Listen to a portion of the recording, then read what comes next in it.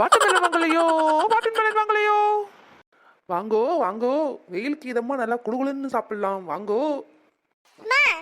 தர்பூசணி கிலோ எவ்வளோ? வெயிலுக்கு எதமா சாப்பிடலாமா? ரேட்டெல்லாம் கேட்காதீங்க, உடம்புக்கு ரொம்ப நல்லது.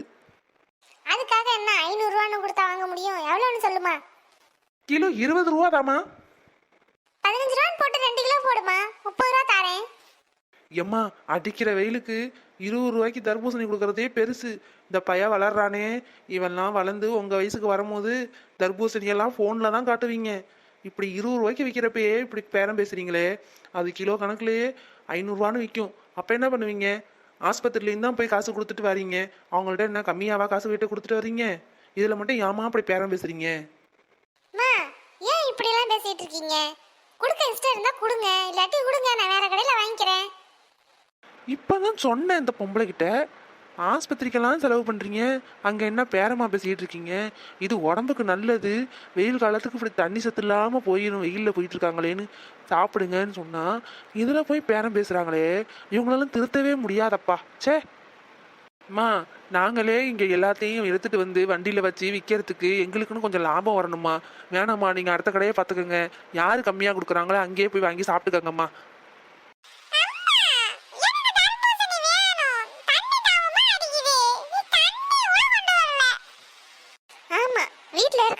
உனக்கு ஒன்றும் கேட்காது, வெளியில வந்துட்டா மட்டும்தான் உனக்கு தண்ணி தாகமா அடிக்கும்.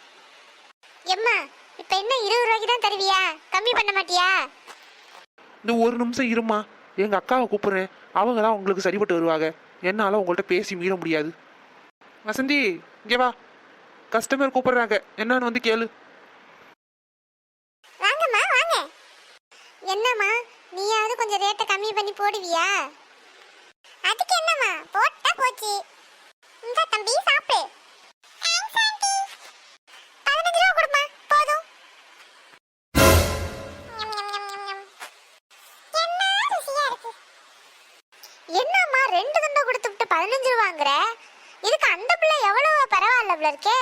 ஒரு கிலோவே 20 ரூபா தான் சொன்னிச்சு, நீ 2 துண்டை கொடுத்துட்டு 15 ரூபாங்கிற? அக்கா, அது கிலோ கணக்குல 20 ரூபா தான்க்கா. ஒன்னு முழுசா கொடுத்துருவோம். ஆனா இது பீஸ் போட்ட பத்தியல, அதான் ஒன்னு 7 ரூபா 50 பைசான்னு 2 15 ரூபாய்க்கு போட்டாச்சுக்கா. தம்பி பாருங்க சாப்பிட்டான். ஐயோ, இந்த அக்கா வேற நம்மள கோத்து விடுதே. அம்மா வேற நம்மளையே பாக்குது. புள்ளையா இதுங்கலாம் செத்த முதியலா. இந்தாங்க 15 ரூபா வச்சுக்கோங்க. ரொம்ப நன்றிக்கா, ரொம்ப நன்றி. நீ வீட்டுக்கு வா, உனக்கு வச்சுக்கிறேன்.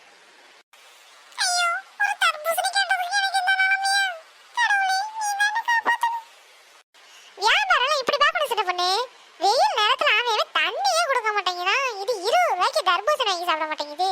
அதுக்கு தான் 2 பீஸ் 15 ரூபாய்க்கு ஏத்துட்டேன் பத்தியா? அதுக்கு தான் வசதி உன்னையும் கூப்பிட்டேன். இப்போ பார்த்தியா, 15 ரூபாய்க்கு 2 துண்டை சாப்பிட்டுட்டு போயிருக்கு.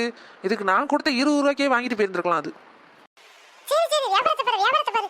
நான் போய் அந்த இளநீ கடையை பார்த்துக்கிறேன். ஓகே, பாய். வாட்டர்மெலன்.